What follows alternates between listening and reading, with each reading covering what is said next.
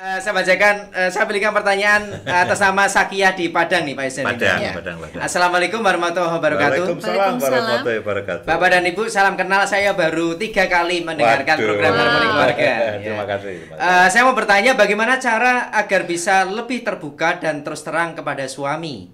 Karena saya tipikal yang kalau ada sesuatu lebih suka diam dulu. Sementara suami saya sukanya kalau ada apa-apa maunya ngomong langsung, katanya itu bahagianya karena plong di hati. Terima kasih. Wassalamualaikum warahmatullahi wabarakatuh. Ya, begini. Kalau ada yang kita mau bicarakan, yang pertama harus cari waktu yang tepat, ya. Lalu yang kedua memang harus kalau itu jadi begini. Kadang-kadang memang kita harus memilih dan memilah mana yang perlu kita bicarakan. Kalau itu tidak mengganggu ya tidak harus dibicarakan. Tapi kalau itu terpendam, pengen sesuatu terpendam, ya sebetulnya cari waktu yang tepat. Nah, cari kata-kata yang tepat. Nah, sayangnya begini, belajar berbicaranya di kemudian di episode kemudian.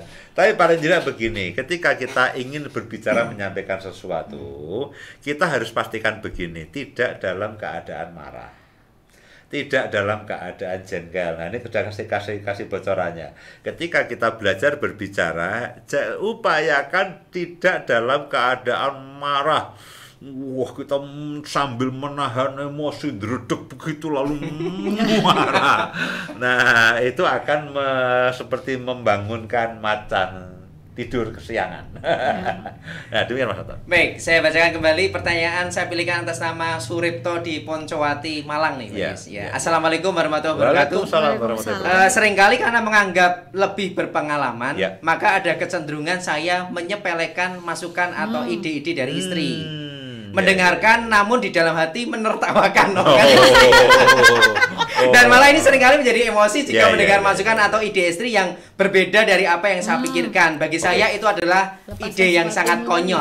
Nah, bagaimana mengatasi hal seperti ini dalam hidup saya? Terima kasih. Wassalamualaikum warahmatullahi wabarakatuh. Jadi begini, berumah tangga tidak seperti ngurus kerjaan. Kalau ngurus kerjaan, kita bisa beradu argumen dan bisa beradu data. Kalau kita urusan sekolah atau kuliah, kita bisa adu jawaban. Ya, artinya ada jawaban yang eksak, ada jawaban yang pasti. Ya, 4 tambah 4 ya 8. Kita bisa berbantah di situ. Tapi dalam urusan rumah tangga, bagaimana ini suami dan istri itu menjalankan biduk rumah tangga, itu tidak ada ilmu pastinya. Yang pasti begini, dia pegang saham 50%, saya pegang saham 50%. Nah, saya harus saling memberi ruang yang cukup. Dalam konteks berumah tangga, tidak ada ilmu pastinya. Tidak seperti ilmu pasti, tidak seperti ujian. Jadi, kita harus betul-betul begini. Selera pasangan kita, pikiran, perasaan pasangan kita harus betul-betul hargai dengan tulus. Ya, saya tadi Bapak ya. Ya, jadi Bapak, kita tidak bisa menganggap rumah tangga seperti perusahaan, salah benar. Ya, bagaimanapun juga kita ini berdua. Ya, kita ini berdua, jadi kita harus saling menghargai rumah tangga kita akan seperti apa, apapun yang dibicarakan. Nah, apa yang diutarakan istri kita tidak boleh begini, tidak boleh menganggap sepele, rendah. Ya, tidak boleh menganggap rendah apapun yang menjadi usulan, keinginan, pemikiran dari pasangan kita, tidak boleh kita anggap rendah. Karena ini sama-sama memegang saham separuh-separuh. Jadi harus sangat saling menghargai. Harus menghargai. Demikian, ya. Baik, saya bacakan kembali. Saya pilihkan pertanyaan sama Ni Sin Ling yang ada di Singapura. Saat malam Harmoni Keluarga. Selamat malam. Program yang sangat bagus sejak dari bulan lalu saya mendengarkannya. Saya mau bertanya kepada Bapak dan Ibu, suami saya orangnya lembut. Ketika konflik, kata yang diucapkan oleh suami saya adalah kata aku rasa. Saat bertengkar. Aku rasa. Dan itu yang menjengkelkan saya. Sering saya jawab aku rasa kamu tidak tahu dan tidak mau tahu dengan persoalan yang terjadi sekarang. Dan aku rasa tidak bisa membuat keputusan dan lain sebagainya. Nah, konflik dan akhirnya tidak berdiskusi menyelesaikan masalah karena hal seperti ini. Nah, bisakah malam hari ini Bapak dan Ibu memberikan tips atau arahan kepada saya dengan hal-hal yang sering terjadi dengan suami saya yang seperti ini? Terima kasih. Ya, seperti yang tadi saya sampaikan begini. Jadi memang kita itu harus menangkap apa yang dirasakan oleh pasangan kita. Jadi kalau pasangan kita itu mengatakan aku rasa kok kita akan kesulitan ya. Oke, berarti dia tidak setuju nih. Nah, kita harus menangkap kadang-kadang begini. Antara bahasa verbal dan bahasa hati ini kadang-kadang memang tidak selalu mirip. Ya, aku rasa dia ngomong itu kan dihaluskan. Kalau aku tidak mau. Nah, mungkin itu lebih frontal, tapi gini, aku rasa ini tidak akan berjalan dengan baik. Kalau bahasa frontalnya aku tidak setuju.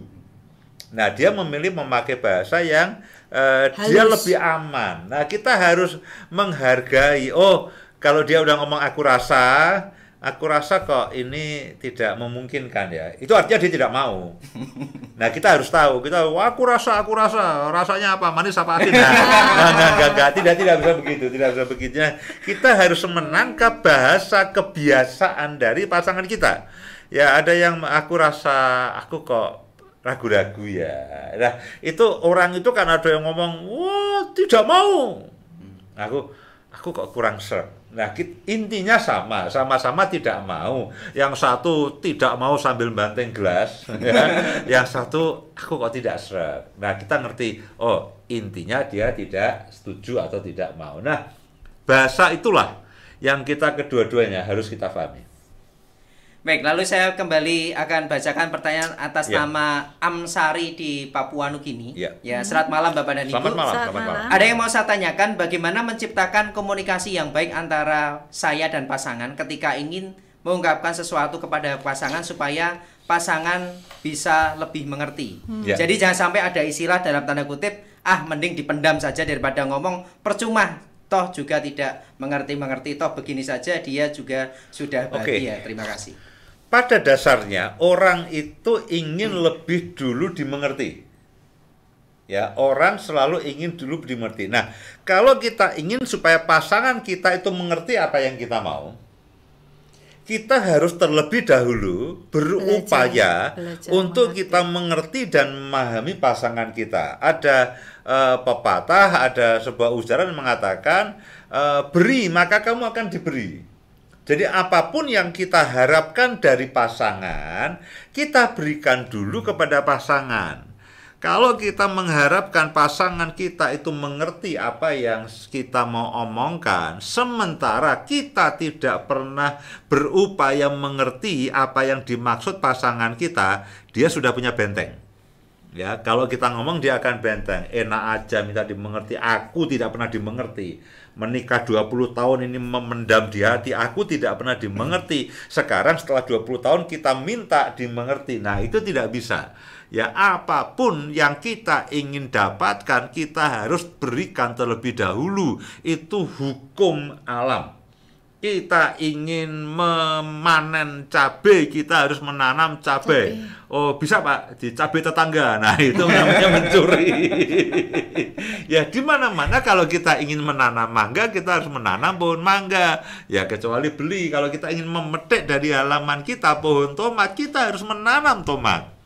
Ya, tanamlah tomat. Kita akan satu waktu kita akan menanam tomat. Dan saya begini, Pak, bagaimana caranya ya supaya istri saya itu mengerti yang saya maksudkan? Nah, pertanyaannya begini, kamu sudah berusaha mengerti apa yang dimaksudkan istrimu atau belum? Ya, belum. Nah, tidak bisa. Ya, itu akan memberikan benteng dalam kehidupan dia. Kalau kita minta dimengerti, sedangkan dia enak aja, 20 tahun aku hidup bersama dengan kamu, kamu tidak pernah mengerti aku, sekarang kamu minta dimengerti. No way. Tidak bisa. Jadi, Bapak, mengertilah dulu, ya, beri pengertian. Oke, aku paham. Nah, nanti istri kita akan berespon baik, akan memahami dan mengerti kita. Baik, saya kembali pilihkan pertanyaan berikutnya. Ini pertanyaan yang cukup bagus atas nama Tania Alawiyah. Tania Alawiyah yang ada di Kendari ini, Pak. Kendari. Assalamualaikum warahmatullahi wabarakatuh. Waalaikumsalam warahmatullahi wabarakatuh. Menurut Bapak dan Ibu, apakah kata-kata sindiran itu bisa berarti ungkapan sayang dari pasangan? Sebab suami sering menyindir apa yang saya kerjakan, terutama dalam hal masakan, penyajian, dandanan, dan tampilan saya. Nah, jika memang sindiran bagian sayang, kenapa suami kok tidak ada tindakan melakukan sesuatu supaya saya perbaiki? Mohon pencerahannya malam hari ini. Terima kasih. Wassalamualaikum warahmatullahi wabarakatuh. Apakah sindiran itu merupakan ungkapan sayang? Sindiran, ungkapan sayang. Saya sering menyindir Bu Indah, itu memang ungkapan sayang ya. Makananmu enak sekali, tapi tolong berikan. Tolong jangan masak lagi. Makananmu enak sekali, tapi lain kali kita makan di luar aja. Jajan aja ya. Saya tidak tahu persis karena apa yang disindirkan juga tidak disebutkan. Tapi ya tergantung beginilah. Dia menyindir lalu bagaimana? Ya, kadang-kadang kita memang saling menyindir, tapi karena ya itu bahasa komunikasi kita dan kita guyon tertawa bersama. Tapi kalau menyindir lalu habis itu pergi dan ngambek nesu ya itu lain masalah. Tapi kalau dia nyindir tapi ketawa dan tetap ya misalkan menyindir masakanmu enak sekali ya dan besok pagi masih makan ya enggak apa-apa. Ya, artinya dia tidak ada perubahan sikap. Ya, meskipun dia menyindir tapi dia tidak ada perubahan sikap, ya tidak apa-apa. Mungkin itu kadang-kadang setiap orang itu kan punya apa ya? Punya bahasa bawaan, ya, ada bahasa bawaan. Ya, demikian. Mungkin juga begini, untuk mengungkapkan sejujur-jujurnya dia nggak berani, jadi kadang-kadang menyindir. Nah, kita mesti memperhatikan sindiran-sindiran itu, jangan terus cuma sindir ya wes lah, nggak jujur, maksudnya nggak mau terus terang, ketika kita mesti peka gitu ya dengan sindiran-sindiran yang ada. Betul. Baik, saya pilihkan kembali pertanyaan atas sama Asifa di Lombok Barat nih Pak Isem ya. Assalamualaikum warahmatullahi wabarakatuh. Waalaikumsalam. Bapak dan Ibu, suami saya sering bilang wanita kok cerewet. Wanita kok cerewet. Padahal itu bentuk perhatian saya dan sayang saya ke suami. Semua hal yang saya siapkan buat suami, dari pakaian, tas kerja, sarapan, dan lain sebagainya. Namun suami kok malah menjuluki saya begitu. Bagaimana menurut Bapak dan Ibu? Karena ini seringkali yang menjadi konflik di antara kami ketika berkomunikasi. Terima kasih. Wassalamualaikum warahmatullahi wabarakatuh. Ya, intinya banyak omong gitu kan. Cerewet. Begini. Kebanyakan pria memang tidak terlalu suka dengan istri yang banyak omong. Rimbel, rewel. Nah, sebaliknya kebanyakan perempuan juga memang cerewet. Ya, perempuan selalu banyak omong. Nah, jadi kepada yang laki-laki saya mendorong, berilah ruang lebih banyak telinga kita untuk mendengarkan kecerewetan istri kita. Terima kasih. Ya. Tapi di sisi yang lain, tolong para wanita juga tahu diri. Tahu diri, tetap ya sebagai ini.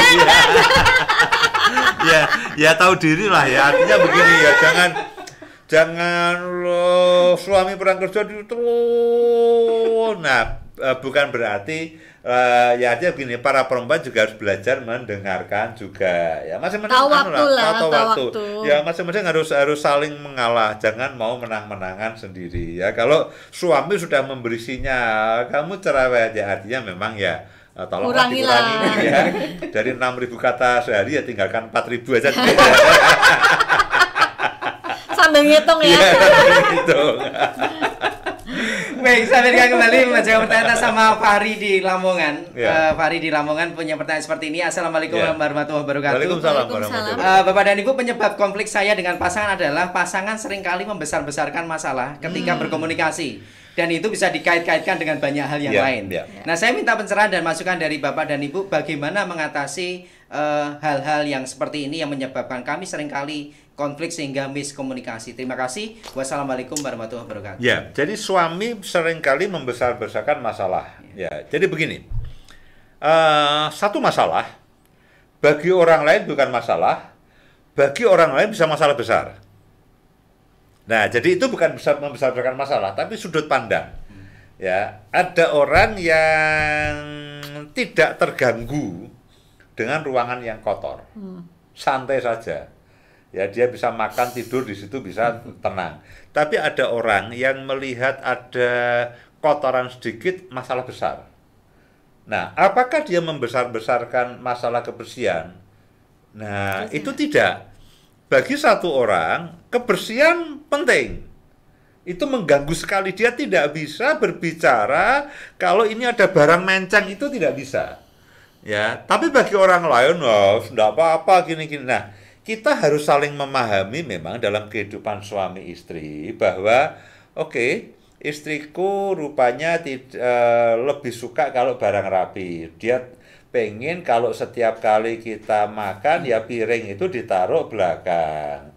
Ya kita katakan piring di mana-mana kan ya sama saja, mau di meja makan, di dapur kan sama saja. Kamu itu kayaknya membesarkan. Enggak bisa begitu. Kalau bagi istri itu piring di tempat yang semestinya, oke, kita harus menghargai. Begitu kita makan, piring itu kita taruh di tempat yang ditunjukkan oleh istri kita. Jangan kita katakan kamu membesar-besarkan masalah piring aja jadi masalah. Nah, saya rasa bukan masalah-besarkan masalah, tapi setiap orang punya sudut pandang terhadap sesuatu. Nah, kita harus saling menghargai. Ya, kalau istri kita suka dengan kerapian, nah kita harus belajar rapi. Ya, istri kita suka kalau kita pakai sepatu tidak dilempar. Apalagi kena istrinya. Ya sudah, ya kita harus belajar. Habis sepatu dirapikan, masukkan ke lemari sepatu, karena itu keinginan istri. Nah, kita harus sampai kepada titik itu, melakukan apa yang pasangan kita inginkan. Jangan malah dikatakan kamu membesar-besarkan masalah, sepatu saja diurus. Nah, tidak usah begitu. Baik, apakah bisa satu pertanyaan lagi? Satu dua masih kita lihat. Baik, lalu saya bacakan pertanyaan atas nama Evan yang dari Padang. Ya, Evan. Assalamualaikum warahmatullahi wabarakatuh. Waalaikumsalam warahmatullahi wabarakatuh. Bapak dan Ibu, kebiasaan yang sering saya lakukan adalah sering berkata kasar kepada pasangan. Dan hal ini sering terjadi jika pasangan atau istri saya ditambah sudah memulai pembicaraan yang sudah mulai menyinggung dan menyudutkan saya secara pribadi.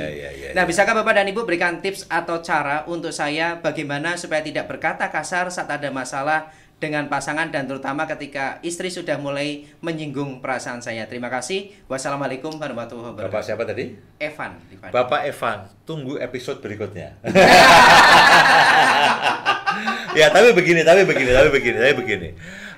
Saya mendorong semua, baik suami atau istri, perhatikanlah baik-baik setiap ucapan kata yang akan keluar dari mulut kita, terutama adalah kepada pasangan yang adalah orang yang paling kita cintai di muka bumi.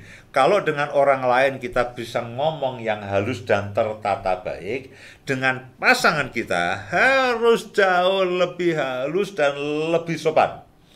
Karena satu perkataan yang diucapkan, perkataan kasar atau perkataan tajam yang diucapkan pada waktu yang tidak tepat, itu mencabutnya itu susah sekali.